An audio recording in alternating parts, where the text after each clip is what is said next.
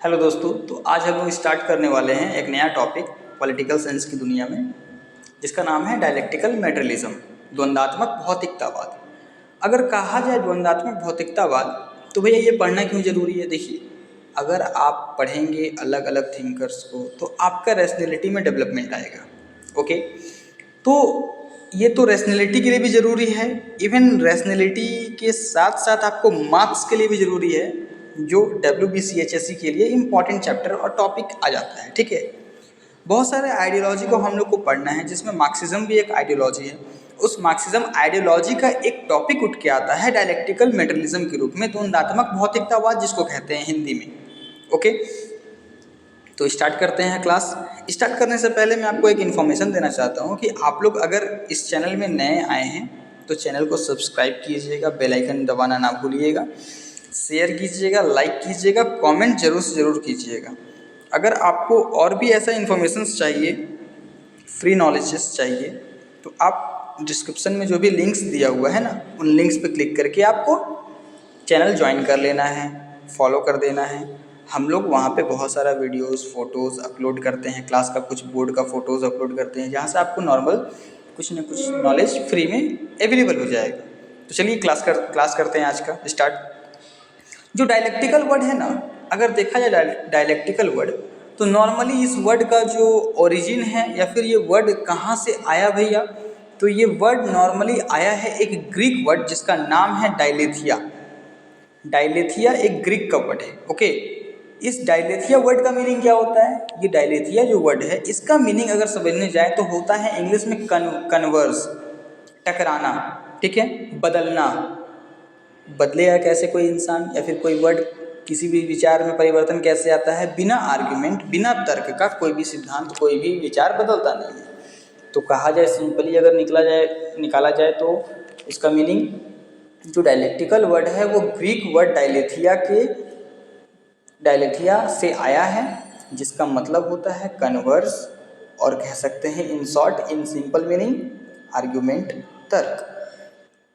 कोई भी सच को जानना अगर चाहेगा तो तर्क के द्वारा ही सच को जाना जा सकता है, या ज्ञान के द्वारा जाना जा सकता है। रास्ता बहुत सारा है, माध्यम बहुत सारा है, तर्क भी उनमें से एक माध्यम है, जिसको कार्ल मार्क्स ने यूज किया। ठीक है, इवन सिर्फ और सिर्फ कार्ल मार्क्स ने ही इस शब्द का यूज नहीं किया। डायलेक्टिकल वर्ड का रियल यूज किया था हीगल ने। बस कार्ल मार्क्स ने उनके थ्योरी को थोड़ा सा चेंज किया, मॉडिफाई किया, और एक नया थ्योरी सामने उठकर आया। क्लियर है?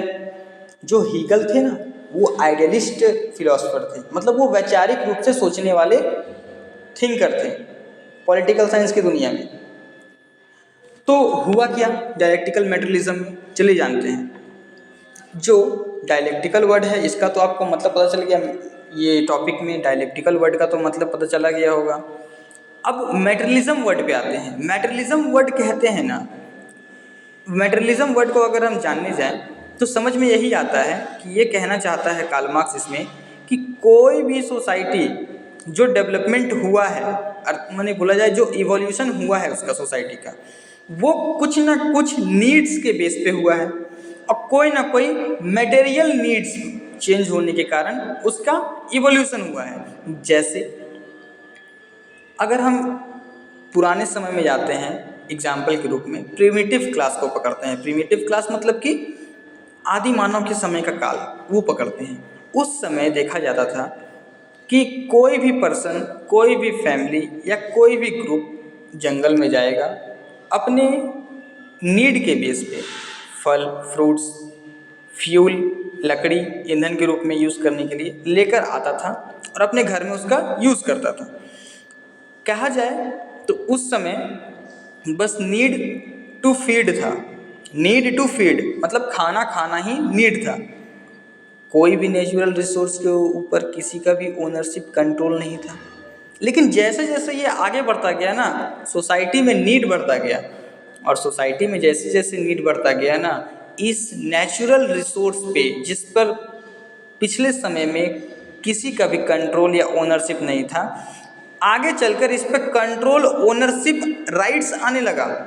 लोग बोलने लगे कि ये मेरा है, ये मेरा है, इतना ज़मीन मेरा है, वो जंगल मेरा है, वो मेरा है, ऐसे करके। तो कहने का सिंपल सा मतलब है सोसाइटी का कहीं ना कहीं इवोल्यूशन, कहीं ना कहीं उसका विकास मटेरियल नीड्स पे टिका हुआ था। मटेरियल नीड्स जैसे जैसे ह्यूमन का मतलब भौतिकता वाली ज़रूरतें जैसे जैसे बढ़ती गई, सोसाइटी समाज खुद में ही धीरे धीरे धीरे धीरे विकसित होने लगा, आगे बढ़ने लगा। तो ये डायलेक्टिकल मैटेरियलिज्म जो थ्योरी है, ये अल्टीमेट इसी बात को बताता है कि कोई भी सोसाइटी कैसे इवोल्यूशन कर रही है, कोई भी सोसाइटी कैसे भी किस बेस पे इवोल्यूशन की। और डायलेक्टिकल मैटेरियलिज्म बताता है कि ये थ्योरी है, ये सोसाइटी जो डेवलपमेंट की है, इवोल्यूशन की है, वो मटेरियल नीड्स के बेस पे इवोल्यूशन की है।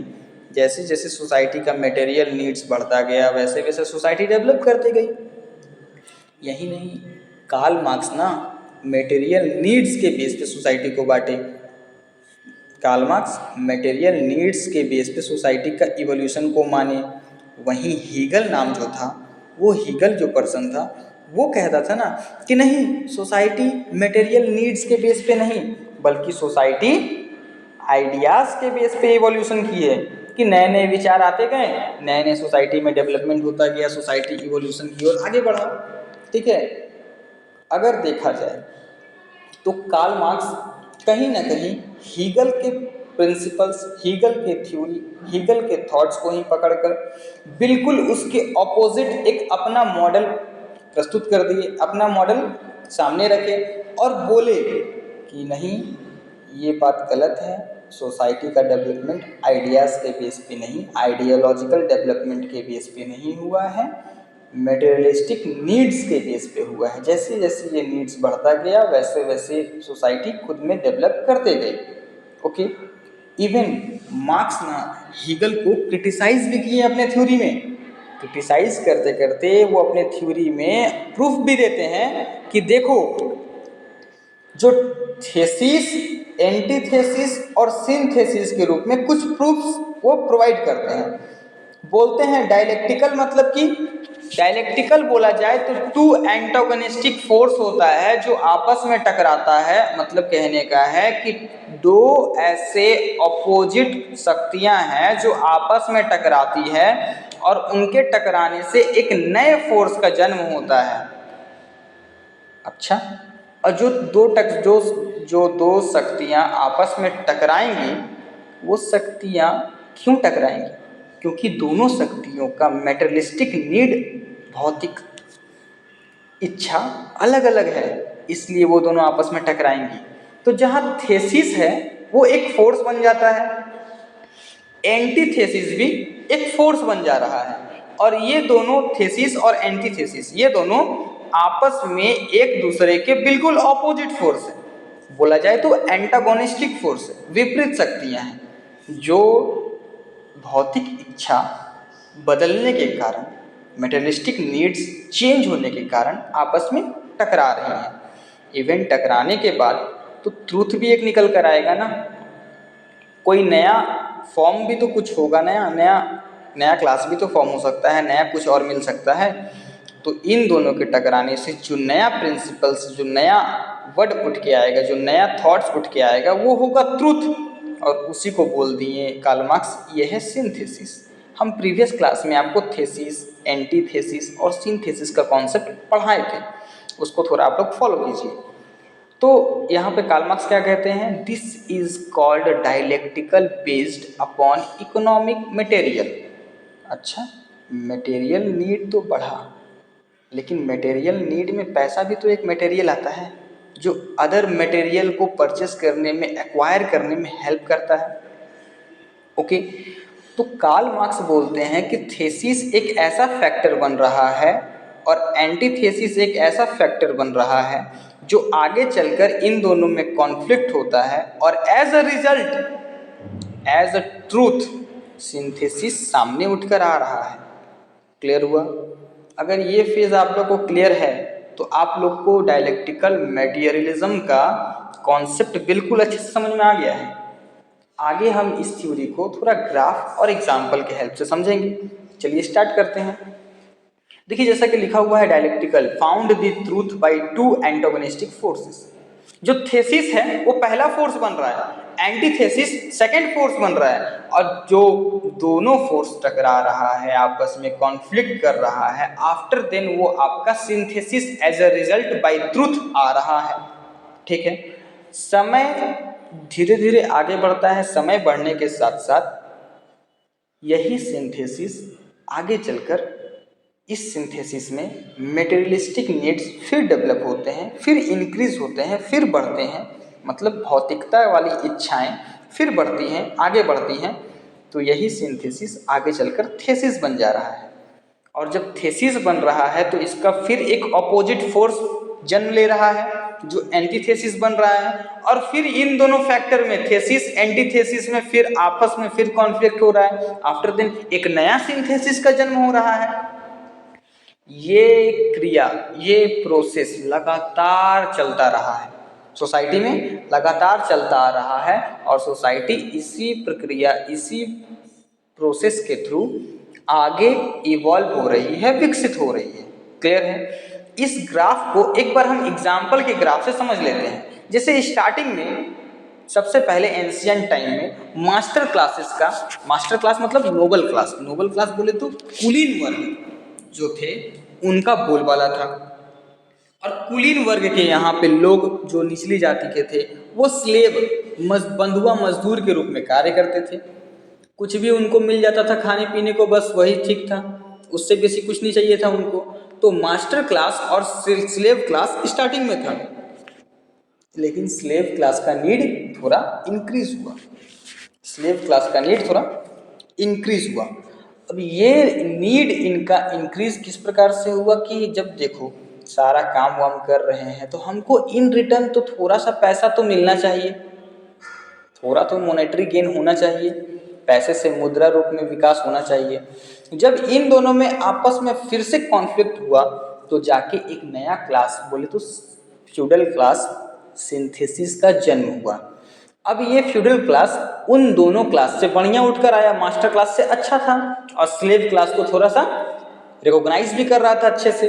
तो फ्यूडल क्लास सिंथेसिस के रूप में आया स्लेव के लिए as a truth, as a result.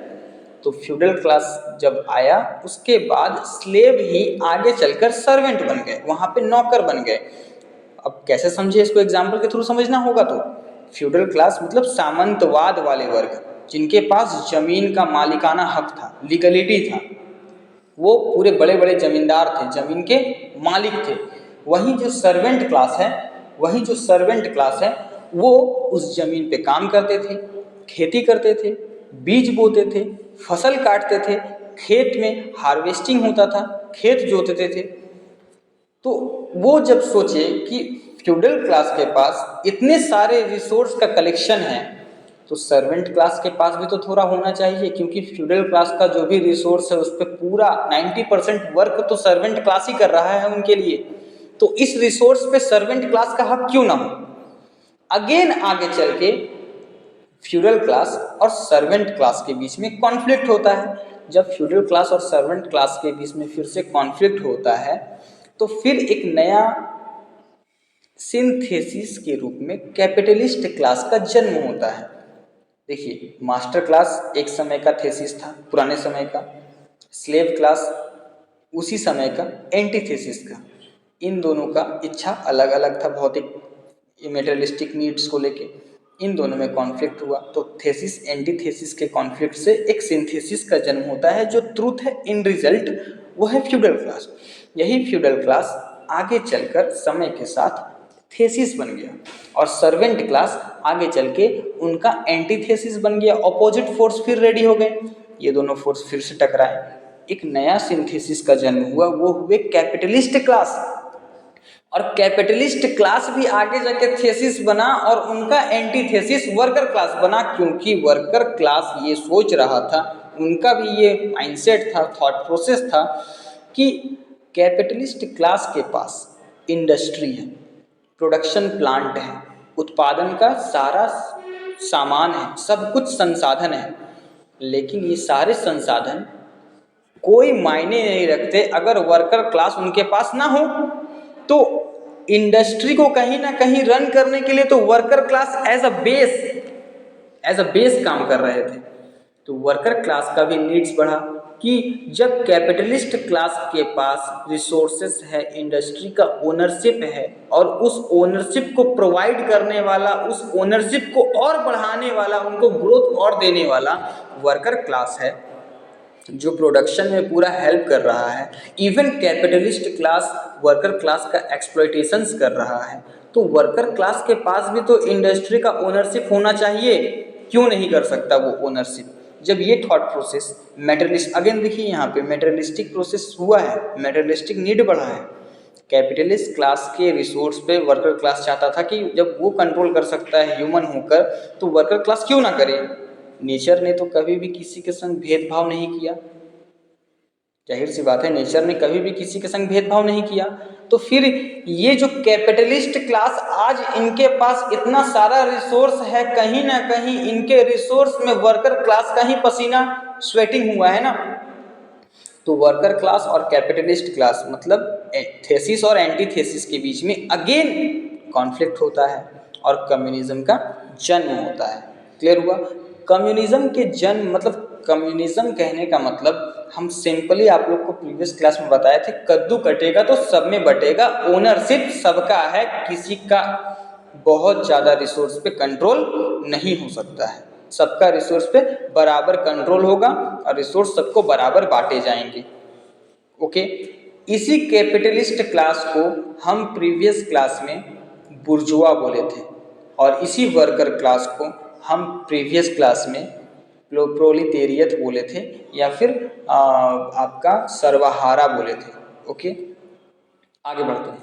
तो कम्युनिज्म एग्जाम्पल में आपको डायलेक्टिकल मेटेरियलिज्म का कॉन्सेप्ट से लेके चार्ट एक्सप्लेन कर दिए, थेसिस एंटीथेसिस का, उसका एग्जाम्पल्स में भी चार्ट को एक्सप्लेन किए। आफ्टर देन आपको बस हम ये बात बताना चाहते हैं, डायलेक्टिकल मतलब होता है दो, जब दो फोर्स आपस में टकराएगा तभी जाकर नया फोर्स का जन्म होगा जो उन दोनों से बेहतर होगा। तो डायलेक्टिकल इस बेस पे, लेकिन वो फोर्स टकरा क्यों रहा है? क्योंकि फोर्स का नीड है मेटेरियलिज्म, भौतिकतावादी सोच है।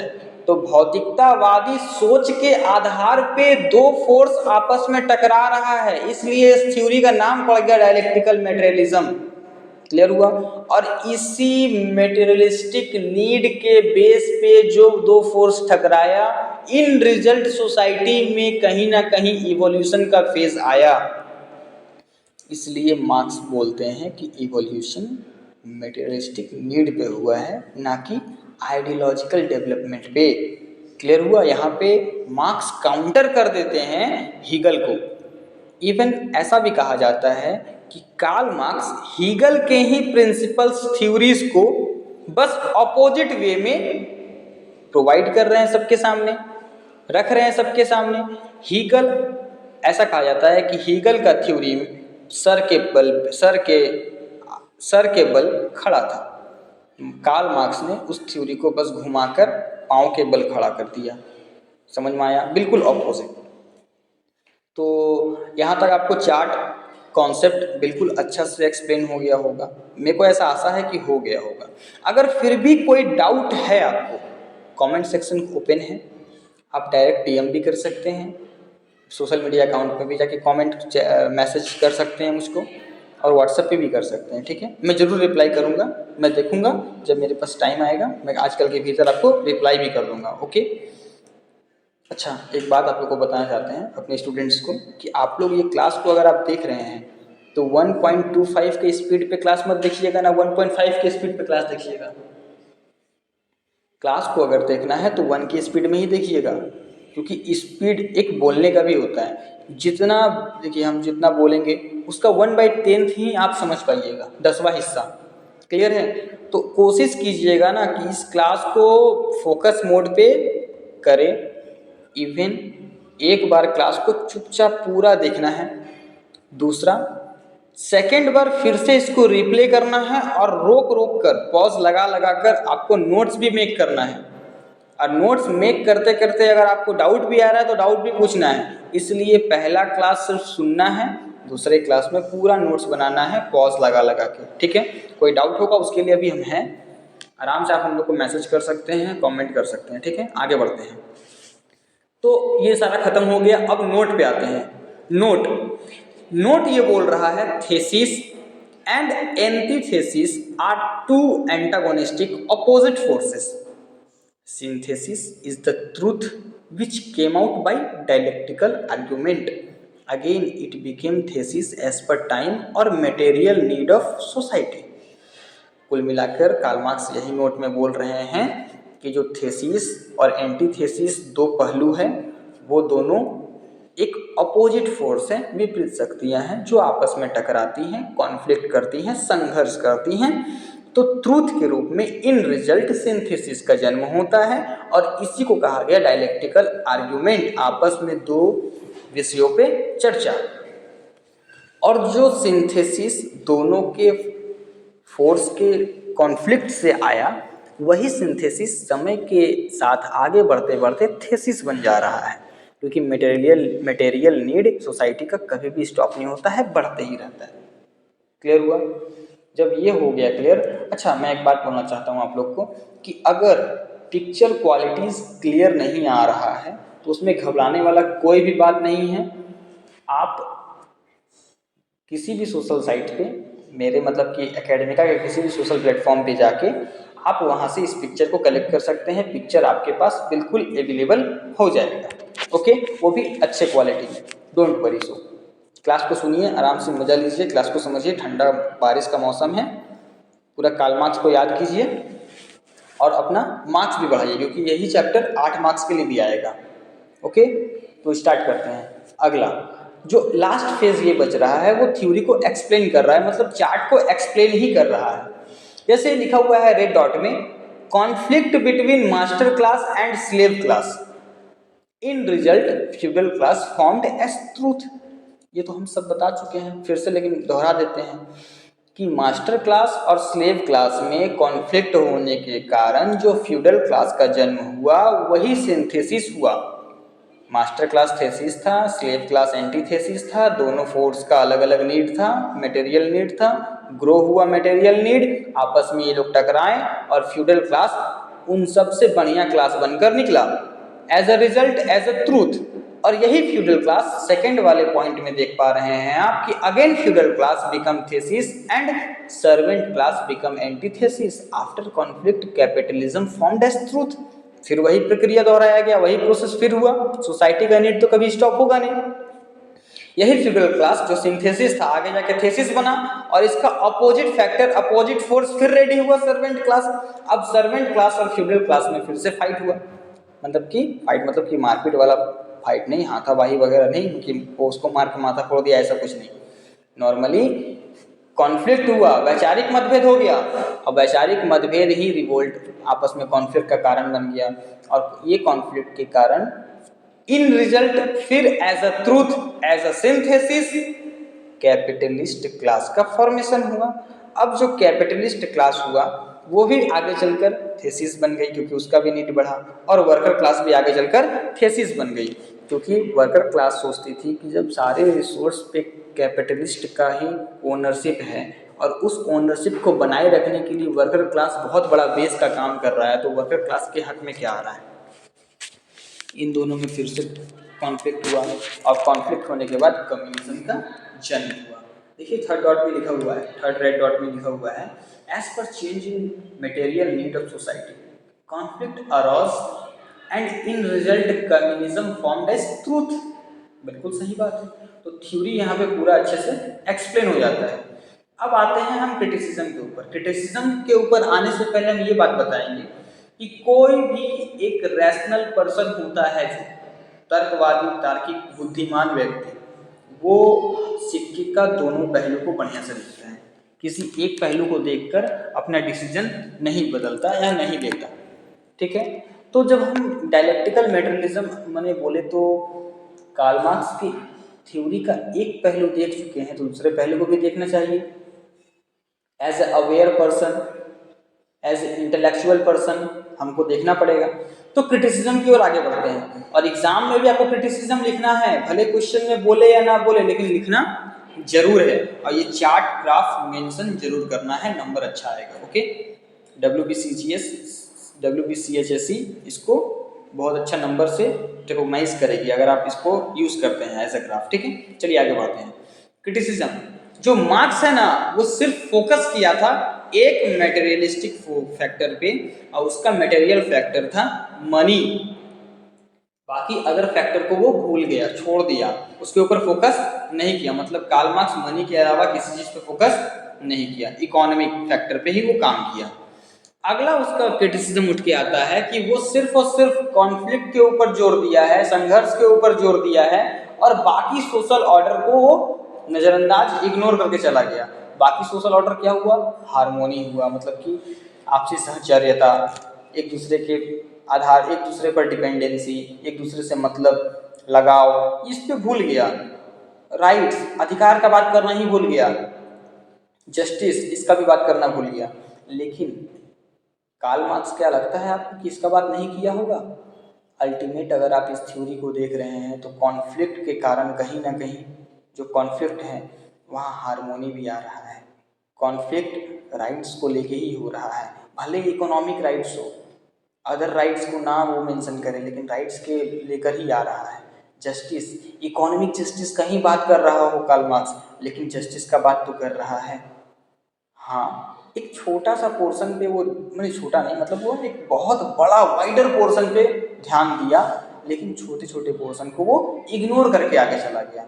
वो कहते हैं ना कि अगर किसी मनुष्य को चोट लगता है पाँव में, तो वो छोटे छोटे पत्थरों से लगता है, ना कि पहाड़ से। क्लियर है? तो कार्ल मार्क्स कहीं ना कहीं बड़े बड़े माउंटेन्स, प्लेटूज को फोकस किया, बड़ा बड़ा चेंज को फोकस किया, छोटा छोटा चेंज को वो फोकस नहीं किया।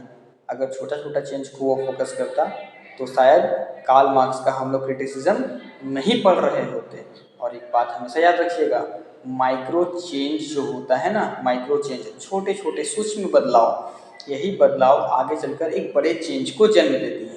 क्लियर है? इसको हम लोग बटरफ्लाई इफेक्ट भी बोलते हैं। ओके, आगे लास्ट अब नोट एक बचा है, उस नोट को भी जान लेते हैं। लास्ट नोट में जनरली बस यही बात बोला गया है कि कार्ल मार्क्स सिर्फ और सिर्फ अपने जितने भी थ्योरीज है उसमें इकोनॉमिक फैक्टर पे ही फोकस किया, एक ही कारण पर फोकस किया, सिर्फ और सिर्फ एक कारण, पैसा, मनी, इकोनॉमी।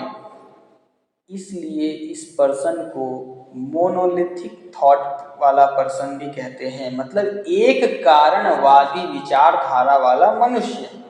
क्लियर है? यहाँ तक अगर आपको सब क्लियर है तो एक बार फिर से इसको रिपीट करके नोट्स बना लीजिए, पॉज कर करके देखिए, स्पीड मत बढ़ाइएगा। और bye bye, tata, good night, take care all of you.